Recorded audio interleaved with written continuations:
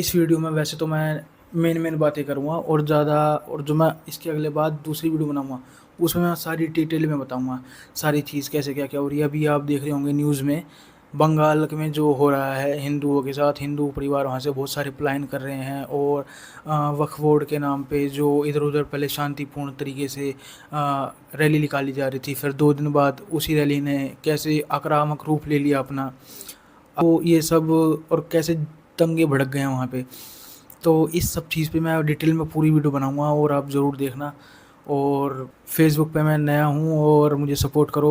आपके सपोर्ट से मैं आगे बढ़ूँगा और आपके सामने ऐसे ही सच्ची घटनाओं पर अच्छी-अच्छी बातें जो सच्ची हैं आर-पार बिल्कुल फ़ेस टू फ़ेस बिल्कुल सीधे तरीके से आपको बताता रहूँगा। जो भी है कोई पर्दा नहीं, ना कुछ भी, साफ-साफ होगी, साफ-साफ बात आपको बताऊँगा।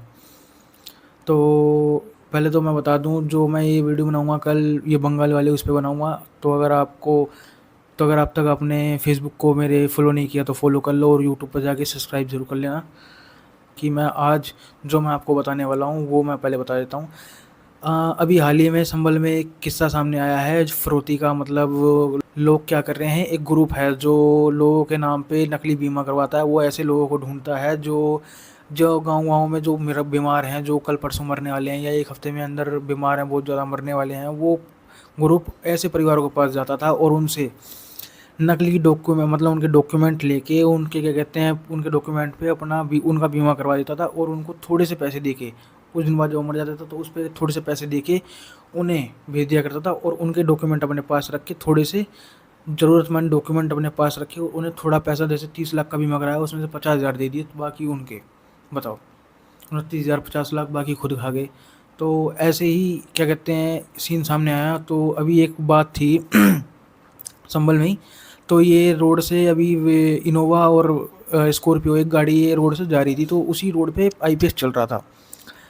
इसका खुलासा कैसे होता है? इसका खुलासा ऐसे होता है कि अभी संभल में इनोवा रोड पे, एक रोड पे इनोवा और स्कॉर्पियो रात में बहुत तेज़ी से जा रही थी, जहाँ अभी जनवरी फरवरी में थोड़ी धुंध भी थी। और तो उसी रोड पे से आईपीएस जा रहा होता है गाड़ी में। अब आईपीएस वाला अपने ड्राइवर से पूछता है, भैया कि इतनी तेज़ में क्यों जा रहे हैं? तो ड्राइवर बताता है कि भैया है कि आपने सुना होगा कि अभी 2 इनोवा चोरी हुई हैं संभल में, तो मेरे को लग रहा है शायद ये वही हैं। अब इतनी बात सुन के वो आईपीएस तुरंत भाई साहब उसमें आता है और उसे बोलता है कि इन गाड़ी का पीछा करो। और जो हूटर वूटर लगे होते हैं गाड़ी में, जो बोलने का माइक वाइक लगा होता है आईपीएस की गाड़ी में, वो जाके उसे बोलता है। वो कहते हैं पीछा करो, पहले तो पीछा करते हैं। जब उसे बोलते हैं फिर वहाँ जाके उसे बोलते हैं, रोकने का इशारा करते हैं कि भैया गाड़ी रोको, हमने तुम्हें, पुलिस ने तुम्हें देख लिया है और रोक दो गाड़ी, आगे भागने का फ़ायदा नहीं है।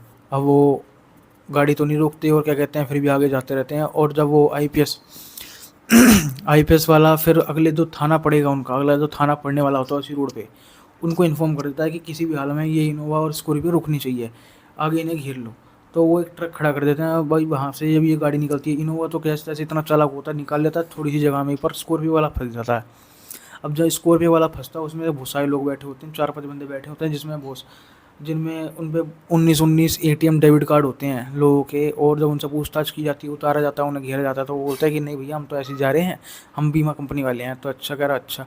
उनसे पूछताछ होती है, फिर वहाँ से ये पर्ची खुलनी चालू होती हैं। जब उनके पास कैश मिलता है, कम से कम 31,000 कैश मिलता है, एक के पास 12 लाख रुपए मिलते हैं और एक के पास 19 एटीएम कार्ड मिलते हैं। ये सामने कैसे आया है ये मामला? अभी मतलब एक वो थी संभल में, एक औरत थी जहाँ पे उसका पति मतलब रो रही थी, तो एक औरत वहाँ से बाहर से जा रही होती है उसके घर पे, तो वो पूछती है, भाभी वो बहन आप क्यों रो क्यों रही हो, ये है वो है, तो जानती भी थी उस औरत को।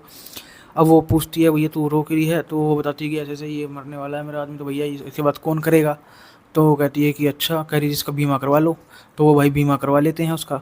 अब वो भाई साहब वो कहे ठीक है, कागज़ दे दे तेरे को पैसे मिल जाएंगे। वो सिम कहती है कि कागज़ वागज़ दे दे, मैं तेरे को पैसे दिलवा दूँगी बैंक से। अब भाई वो कुछ दिन बाद उसका एक्सपायर हो जाता है पति वति, तो उस कुछ दिन बाद वो फिर वापस जाती है उसके पास कि तेरे को बैंक चलना पड़ेगा एक बार। कहे चल ठीक है, क्या पैसे मिलेंगे तेरे को? कहे ठीक है। अब वो भाई वहाँ ले जाती है उसे बैंक में। अब वहाँ ले जाने के बाद वहाँ पे जो उसे वहाँ 50,000 रुपये दे देते हैं। उस लड़की को 50,000 रुपये दे देती है, कहती है तुम घर जाओ हैं, और बाकी वो घर चली जाती है। अब वो खुशी होने के बजाय उसे थोड़ा दुःख होता है। अब दुःख क्यों होता है? उधर उसे 50,000 तो मिल जाते हैं और इसकी थोड़ी खुशी भी होती है, पर दुःख ज़्यादा होता है कि उसे पता होता है कि उसे 15 लाख रुपए मिले थे।